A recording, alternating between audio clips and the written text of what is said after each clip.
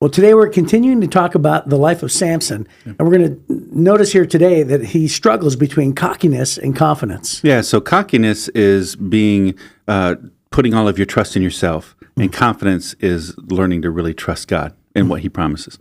So that's what we're going to be talking about today on HC Daily.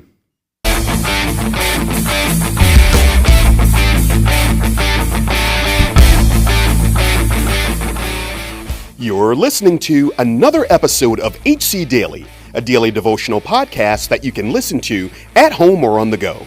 We believe that you can grow as much as you want to grow spiritually, and this podcast can be a part of your daily growth plan.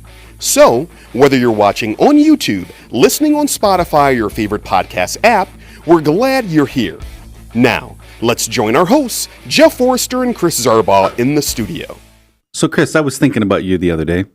Were you, Jeff? Yes, I was. And I was thinking, I wonder if you had to suddenly found yourself having to relocate, move away. Yeah, okay.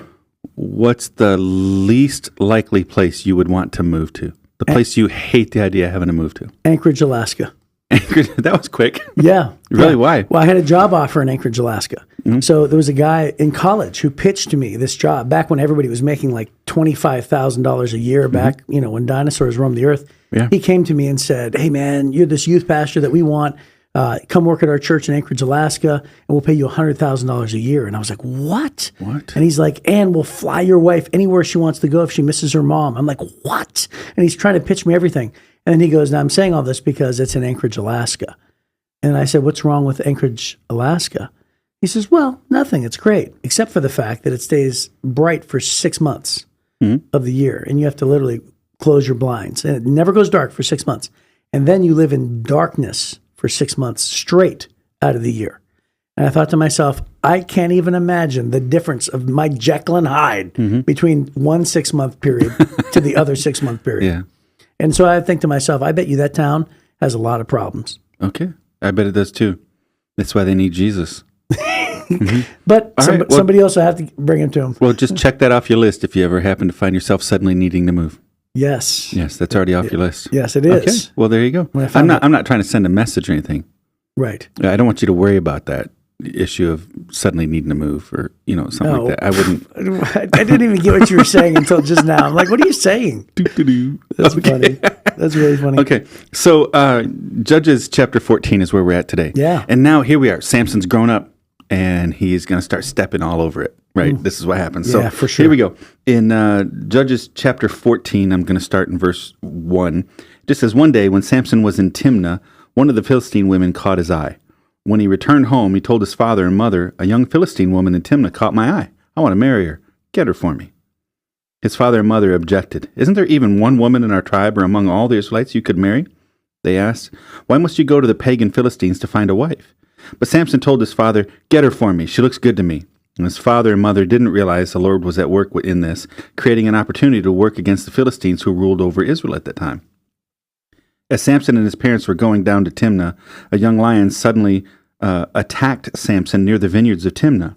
At that moment, the Spirit of the Lord came powerfully upon him, and he ripped the lion's jaws apart with his bare hands. He did it as easily as if it were a young goat, but he didn't tell his father and mother about it. When Samson arrived in Timnah, he talked with the woman and was very pleased with her. Later, when he returned to Timnah for the wedding, he turned off the path to look at the carcass of the lion. And he found that a swarm of bees had made some honey in the carcass, and he scooped some of the honey into his hands and ate it along the way. He also gave some to his father and mother, and they ate it, but he didn't tell him he had taken the honey from the carcass of the lion. As his father was making final arrangements for the marriage, Samson threw a party at Timnah, as was the custom for elite young men.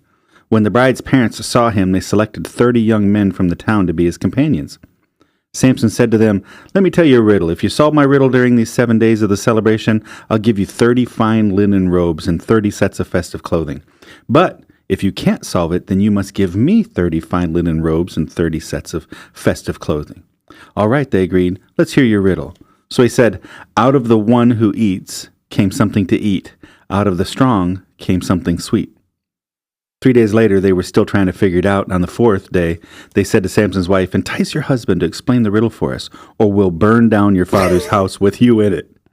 Did you invite us to this party just to make us poor?" So Samson's wife came to him in tears and said, "You don't love me. You hate me. You have given my people a riddle, but you haven't told me the answer. I haven't even given the answer to my father and mother, he replied. Why should I tell you? So she cried whenever she was with him and kept it up for the rest of the celebration. At last, on the 7th day, he told her the answer because she was tormenting him with her nagging. Then she explained the riddle, she explained the riddle to the young men. So before sunset of the 7th day, the men of the town came to Samson with their answer. What is sweeter than honey? What is stronger than a lion? And Samson replied, if you hadn't plowed with my heifer, you wouldn't have solved my riddle. That's pretty rough start to a wedding day, I'll tell you. Then the Spirit of the Lord came powerfully upon him, and he went down to the town of Ashkelon, killed 30 men, took their belongings, and gave their clothing to the men who had solved his riddle. But Samson was furious about what had happened, and he went back home to live with his father and mother. So his wife was given in marriage to the man who'd been Samson's best man at the wedding. You know, this whole introduction of Samson is filled with a little bit of mystery, because God says God had it sort of planned. It said that, you know, God was at work. The fact that he married a Philistine woman, and this was the enemy. He took a wife from the people that he was sworn to fight against, and yet he said God was going to use it. Well, so we have that, and at the same time, we see Samson wanting to be obviously the center of attention, right? And so he kind of does what he wants, and then he goes out and kills the guys, and then and he's thinking, hey, they're my enemy anyway, so I'll just grab their robes. And the only thing he's really mad about is the fact that because it didn't cost him anything. No, right. The only thing he's really mad about is he didn't win the riddle in front of his enemies. Right, that she pulled one over on him. Right. Yeah, and he's ticked at her. He didn't even take her home. That was the 7th day. 7th day was the day that they would have consummated their marriage. So for the first 7 days, they did not come together. Yeah, so let our listeners know the ritual of typical weddings. Yeah, so they would usually be engaged for a year, although we don't see that here necessarily. This may not have been totally Jewish, but within the culture, they'd have like a 7-day festival. The families would come together. You didn't fly in. It would take you days and days and days and days to get there. Nobody's gonna travel for a week to get to the party to listen to you do 5 minutes worth of vows and then go have some meatballs and go home. So it was a big, long celebration.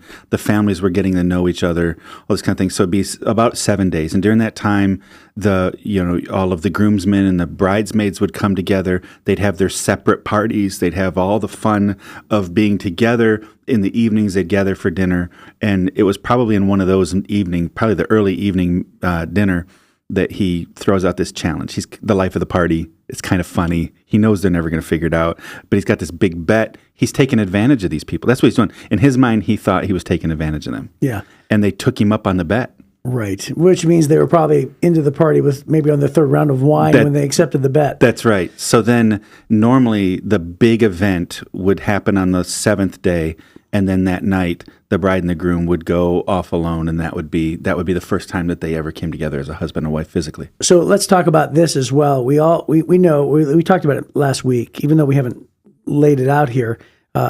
Samson was a Nazirite, and the Nazirites were required to do at least 3 things, right? Right. They weren't allowed to drink from anything or eat or partake of anything from the vine. Right. No raisins, no grapes, no wine, nothing like that. Right. And then the second thing is no razor shall come upon his hair. Right. So he's going to have long hair. Right. And then the third thing was, what was it? Can't touch a dead body. That's right. Can't touch a dead body, which is the point here. Yes. So he actually kills a lion because he's Samson, and he's been given like supernatural strength, which is an unbelievable thing. And then when he comes back through and he sees honey, which, by the way, that's pretty gross for us. Back then, it would have been nothing for them to deal with carcasses. And, like for us, many of us won't go near a dead carcass. But he comes over and he sees honey, and he's not supposed to touch anything dead. Right. And so he goes because he wants the honey. So he's really disobeying the rules of being a Nazirite right off the gate. So this is kind of a weird thing. He grows up in Dan, which is, butted up against the Philistine territory. The Bible says he wandered in the mountains and things during that time. They were wanderers. The Danites had not fully taken the land that God had given them in the days of Joshua and Moses. So because they hadn't fulfilled their call, they hadn't totally seized the promise of God in their life, they were constantly wandering. So he becomes a wanderer. That might have just been part of his culture, part of his life. And he's several miles inside of the Philistine area. These are his enemies. God, he was raised knowing he was going to defeat them. What's he doing hanging out with them? He's not fighting them. We never see him fight prior to this point. And I think God brought him into this relationship specifically to start a fire in him, right? That's what's happening. And so he's feeling pretty cocky. I think at this point he must know he's a pretty tough guy because he's walking through the vineyards, which he shouldn't have been. He shouldn't have been in the vineyards. What in the world? You're not supposed to even touch grapes, right? You're not supposed to have any raisins, man. And he's walking through the vineyard. And, sometimes when we flirt with sin, I'm not saying that he was sinning, but he was flirting with it. He was in an area that there was nothing advantageous to him there. And that's when the lion got him. Yeah. Right? The lion came after him. Yeah. Let me go as close as I can without quite, crossing over the edge. Yeah. And by the way, sometimes we find ourselves when we want to get just, close for the thrill of getting close to a bad decision, sometimes we don't have the strength to pull back, right? And sometimes we'll just give in or cross the line. Yeah. And in this case, God sends a lion to him to attack him, and he defeats the lion. But well, he's on this dangerous path, and that's exactly where he meets the lion. The Bible says that our enemy, Satan, walks around like a roaring lion, seeking whom he may devour. I think most often we wind up having encounters with our enemy when we're flirting with or walking in dangerous paths in the first place. Yeah, or making ourselves available. Yes, and again, it doesn't say it directly, but we get a sense to where he thinks he's almost untouchable. Yeah. Whereas he's thinking like, hey, I can walk through vineyards if I want to. I'm Samson. Yeah. Right. He knows. I can tear lions apart. I'm Samson. Right. I can tear lions apart. I don't fear the consequence. I don't think through. I don't discuss. I don't. I don't prayerfully consult anything about the idea of marrying somebody who's my enemy. He just says the only response we're given: she looks good to me. Yeah. Hey man, she's hot. And his parents give one. Can't you find a wife somewhere else? Shut up. Go get that girl for me. I want her. That's it. That's all he wants. Yeah. So we get a sense that the word cockiness is something that comes up when we trust in ourselves. It's like a person gets too cocky because they believe they have the ability to do something that perhaps, maybe they do have a lot of abilities. But there's a difference between that and confidence.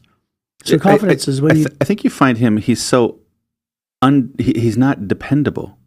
Right? I think one of the greatest abilities is dependability. And he's just not dependable. When he should be doing the right thing, he doesn't. When he shouldn't be doing the wrong thing, that's precisely what he's doing. He's in the wrong places, around the wrong people, doing the wrong things. He's just not a dependable person. I think that lack of dependability is because of his, his pride and his self-focus. Well, so to finish, the other thing I was saying is that I think it's because of his tremendous gifts. And again, if you're strong, you have to probably look pretty good. Oh, yeah, right? yeah. So he's got a really good physique, probably, right? Hercules. Hercules. If he has really long hair, that was probably a little uncommon to have that much hair, right? And so I just have to believe that, like, so he's going to look like one of those guys with the blonde hair hanging down, like on the romance novel covers, Fabio type thing. Yeah. I was thinking more like Conan the Barbarian. Oh, okay, yeah. Arnold Schwarzenegger with the big long hair. Only talks. Well, he seems to be a ladies' man. That's why I thought maybe he might be. Yeah. Well, Conan didn't have the accent. No, that's right. It's the accent everybody makes fun of. Yeah. Anyway, all that to say, it's totally relatable. Those people in this world that are incredibly gifted, incredibly good looking, a lot of them are great, humble people. But I am. I've really worked on that. For quite a while. That's great. Yeah. I won a trophy for being humble once. Rest assured, my mind did not bring you up. That wasn't what you were thinking? No, I wasn't thinking you. But I was thinking a lot of times we can get caught up in the fact that God has given us a bunch of gifts. Yes. And by the way, that translates into a lot of other things too. Sure. Like even those who are rich, they're rich because of their own ability. And so what they think is like, hey, I've worked hard for my money. This is mine. But failing to realize that even God says in the Bible, who do you think gave you your brain? Yeah. Right. Who do you think gave you the ability to do what you do, the opportunity, right? And so everything we have comes from God directly. Every good and perfect gift comes from above. So we may be blessed with a lot of ability, but make no mistake of it, you have to have confidence in God, not cockiness in yourself. Right. We have to be faithful with our abilities, but confident in God. I think what you have here is you have a man who was raised to be a man of faith. And I think we see multiple times when he does kind of step into that. He is a man of faith. He's just not a faithful man. Right? And I think he's double-minded. James chapter 1 says, a double-minded man is unstable in all of his ways. And this is it. He's self-centered, God-centered, self-centered, God-centered, self-centered, God-centered, self-centered, self-centered, self-centered, self-centered, God-centered. That's kind of how it ends, right? And so we see this fatal flaw in his character. He's bold and he's strong in the face of danger, and then we find him very weak in the face of temptation and in the presence of women. Well, and this cycle comes up over and over again. Well, I love how the Bible actually used the word nagging. Yes. Because every man can relate to that. Yeah, and then he calls her a heifer.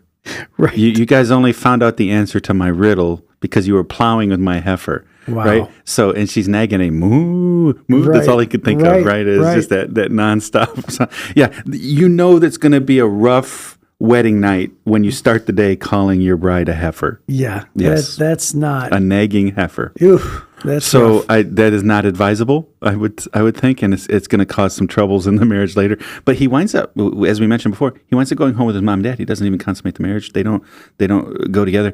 So then her father gives her away to his best man. But I think there's something to be pointed out here. One fatal flaw is in his life, he's very tempted by women and he's too confident in himself. Those are the two fatal flaws. His third fatal flaw is of all of the judges, he's the only one that always went it alone. He never had people with him. He didn't go raise an army. He didn't have a accountability group. He didn't listen to his mom and dad. There's nobody with him. He had so few friends that when it came time to his wedding, her family went and found 30 guys to be his groomsmen. That's right. Right? So he winds up having Philistines, his enemies, are standing up in his wedding because he doesn't have anybody with him. Dude, that's what self-centeredness does, is it drives people away from you. You think you don't need people anyways, but then he has no friends. So he puts out this riddle that he thinks is impossible. They wind up discovering it through her, and then he rises up and goes and, this would have been a tremendous amount of money that these guys were risking. 60 party clothes and fancy clothing things would have been very expensive.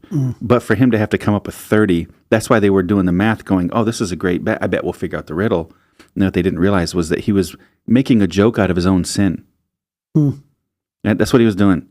And I think that our pride does that to us, where we start thinking that our bad behavior is our best behavior. Those are the best stories. We want to tell people those stories. We make a joke out of our sin, and it literally cost him. It cost him his marriage. It cost him, I think, a lot of his integrity. And then he goes out and he kills 30 guys. His joke killed 30 people. Yeah. Right? And that was sort of part of his mission, was to defeat the Philistines. Yeah. But it seems that this particular action of just grabbing 30 robes was so cavalier. Yeah. It didn't seem like there was a military strategy to it. Right. It was birthed out of what you're saying. Well, his calling was to defeat Philistines. Right. But you never see him doing it on God's behalf until the end. You only ever see him using his talents for himself. That's interesting. Yeah. So as we wrap up this first part, do you have any final thoughts? What do you think? Yeah, one, it's never right to do wrong in order to get a chance to do right. It's not right for God's people to marry people that are far from God, right? So even though God was working in this was the wrong thing. I think this is more of a Romans 8:28 thing, where the Bible says that God causes all things to work together for good. It's not that God was like, oh, I want him to go marry her. It was God's going to work in the middle of this guy fulfilling his own lusts and desires. So that's part of it. The second part is God gave him an extraordinary gift, but he was always tempted to use it for himself. And, I think that's our big challenge for us today, is God has given every believer spiritual gifts to build up other people, and we get tempted to only use them for ourselves. Of course, we benefit from them, but we got to make sure that we're leveraging our gifts to be a benefit to others. Yeah, and not only spiritual gifts, but actually like regular gifts. Oh, absolutely. Right. So if God has blessed you in the kitchen and you're just a great cook, find a way to use that to leverage it for ministry to bless people. That's right. If God has given you, the ability to have a bunch of wealth, then just find out ways to be a blessing to people. Right. You can use anything, absolutely anything, to glorify God. So whether it's a gift spiritually or whether it's a gift naturally, it's just a great idea to just make sure that, use it for God. That's right. Because God gives us opportunity to do so all around us. That's exactly right. So, all right, well, we'll continue on with Samson tomorrow. So hopefully we'll see you then. Great. Thank you for joining us today. If you enjoyed this podcast, please help us spread the word by liking this episode and sharing it on your social media platforms. Be sure to leave a comment and review, and don't forget to give us 5 stars. When you do, you help us reach even more people who need a daily devotional like HC Daily. If you'd like to hear more from Chris and Jeff, they're both teaching pastors at Heritage Church, located in Southeast Michigan. You can get more of their messages by clicking on the Messages tab at heritagechurch.com. Be sure to join us again soon for another episode of HC Daily.